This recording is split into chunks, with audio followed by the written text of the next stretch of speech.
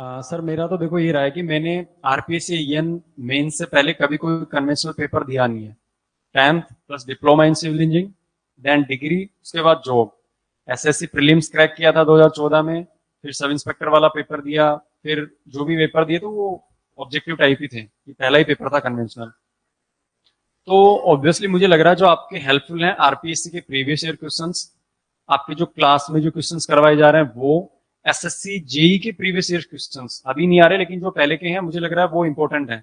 भी और है ईएस के सर मेरे से तो ईएस के, देखो मेरी सही बात बताऊं आप लोगों को, मेरे से पूरे बन नहीं पा रहे थे, मैं फिर उतना गया भी नहीं क्योंकि आप अपनी। उसमें एक पॉइंट ऐड करना चाहूँ। उसमें कुछ क्वेश्चन ऐसे भी हैं जो अपने सिलेबस से अलग है और कुछ देख के लग जाता है कि ये अपनी औकात के बाहर के, आरपीएससी के बाहर के, तो वो नहीं करता। उसके लिए इन बच्चों के लिए एक सॉल्यूशन है। आईएएस के जो ऐसे क्वेश्चन है जो इनके लिए इंपोर्टेंट हो सकते हैं, वो क्वेश्चन बुकलेट में डाल दिए गए।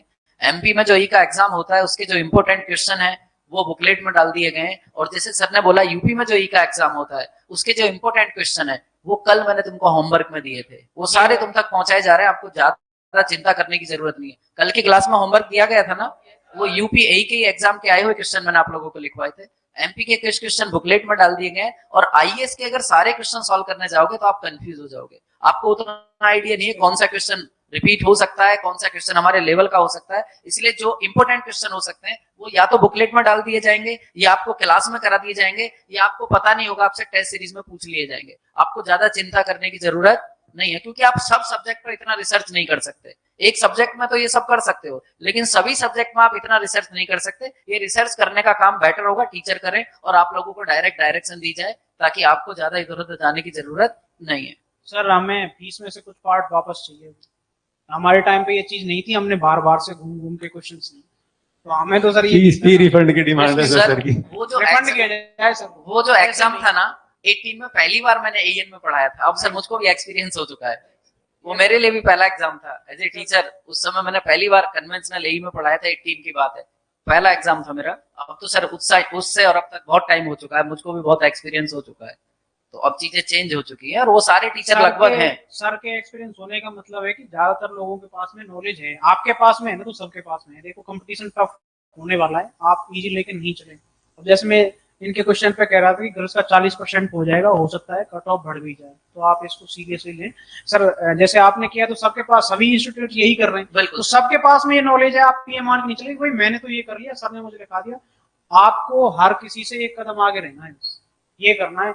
ये मत समझ के चलना कि बस हमारा तो हो गया हो गया हो गया हो गया, कुछ नहीं है। प्रैक्टिस करो, क्वेश्चन जितने दिए जा रहे हैं वाकई में जो क्वेश्चन की प्रैक्टिस होगी वही सफलता दिलाएगा। सर दूसरा है कि आपने जैसे बोला कि आपका फर्स्ट एक कन्वेंशनल एग्जाम है, तो यहाँ पे बहुत सारे लोग हैं जिनका फर्स्ट कन्वेंशनल एग्जाम है। बिल्कुल। और जब हम डिग्री में राइट करते हैं, डिग्री वाले एग्जाम में, तो वहाँ पे तो ऐसा होता है कि सब कुछ ओवर एग्जैजरेट करना होता है, उसी अकॉर्डिंग की मार्क्स मिलेंगे।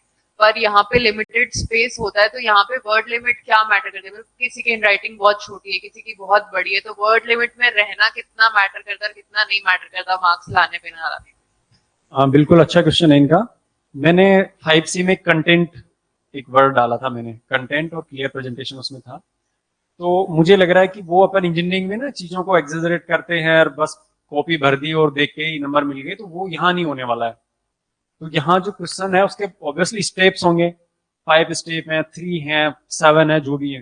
तो वो आप स्टेप्स में लिखिए और कुछ स्पेस किसी का छूटे, मान लो किसी के क्या होते है कि राइटिंग जो है वो बिल्कुल छोटे अक्षर लिखता है, कुछ बड़ा लिखता है, फिर भी आप कोशिश करो कि अभी आप मॉक टेस्ट देंगे तो वहां आपको प्रैक्टिस करने का और अपने आप में स्लाइटली इंप्रूवमेंट, किसी के छोटे वर्ड्स हैं तो उनको बड़ा करने का वो आपके पास मौका है। तो आप वो रखो कि आपका बहुत ज्यादा खाली भी नहीं दिखे कॉपी ना, कि आपने बिल्कुल ब्रीफ में छोटी छोटी लिख के और वो कर दिया, तो वो प्रेजेंटेशन आपका क्लियर प्रेजेंटेशन नहीं हुआ।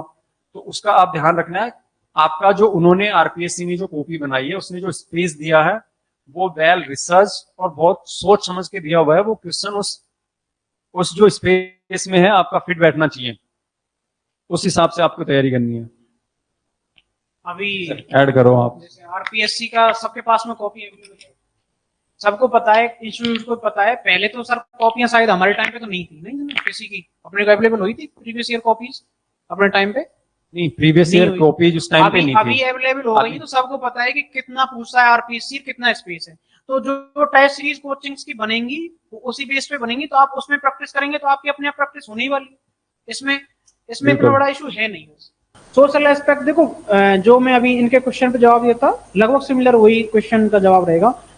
सबसे पहला जो टीचर्स ने पढ़ा दिया वो, लेकिन कई बार क्या होता है कि सर थोड़ा सा वैसे समझेंगे, लेकिन कई बार टीचर सोशल एस्पेक्ट 2-4 टॉपिकों के कुछ ऐसे भी आ जाते हैं जो अपने को मतलब बीच बीच में वो नहीं हो पाते रिलेटेड अपन, तो अपन खुद उसको लिख सकते हैं विकिपीडिया से या किसी पेज से।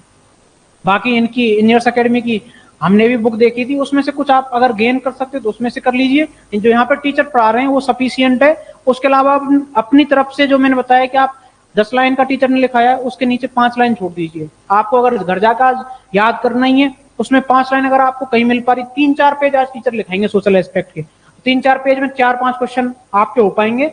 4-5 क्वेश्चन के आपके 30 से 40 मिनट तो उसको याद करने के और 30 से 40 मिनट उसमें नया कुछ लिखने के, उसमें 5-5 लाइन सब में ऐड कर लीजिए अपनी तरफ से। बस मुझे तो ये लगता है कि ये सफिशिएंट रहेगा। बाकी सर आप कुछ कहना चाहें?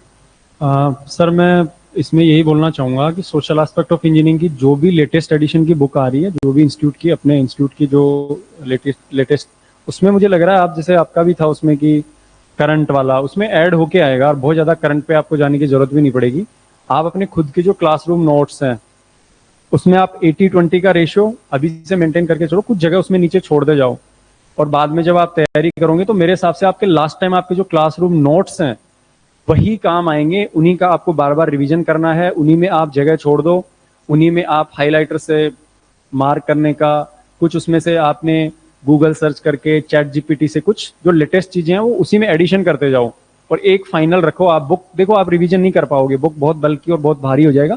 बाकी अभी आपके पास 5 महीने अभी की तैयारी के लिए आप जो भी इंस्टीट्यूट के लेटेस्ट एडिशन की बुक है वो आप काम में लो। मेरा कहने का ये है, जैसे टीचर्स का मैं कह रहा हूँ ना, टीचर्स ये सोचते हैं कि मैं जो लिखा रहा हूँ उससे बाहर कुछ नहीं जाए, तो कई बार टीचर्स बहुत ज्यादा लिखाते हैं। सोशल एस्पेक्ट का किसी को पता तो है नहीं, तो बहुत ज्यादा लिखाते हैं, तो आप उसको अपने हिसाब से समराइज कीजिए। ये है मेरा कहने का। आप ये नहीं समझे भाई टीचर ने लिखाया वो नहीं है। अभी कॉपी देखेंगे सर तो उसमें काफी इनको क्लैरिटी मिलेगी। हाँ, बहुत ज्यादा लिखाते हैं टीचर्स। उनको लगता है कि भाई कई बार इनको मिस नहीं हो जाए कोई चीज, उनका फर्ज है ये, तो आप अपने हिसाब से उसको समराइज करें। सर ये पॉइंट आपका बिल्कुल सही था। टीचर पर भी हमेशा प्रेशर रहता है कि एक भी क्वेश्चन नोट से बाहर ना जाए।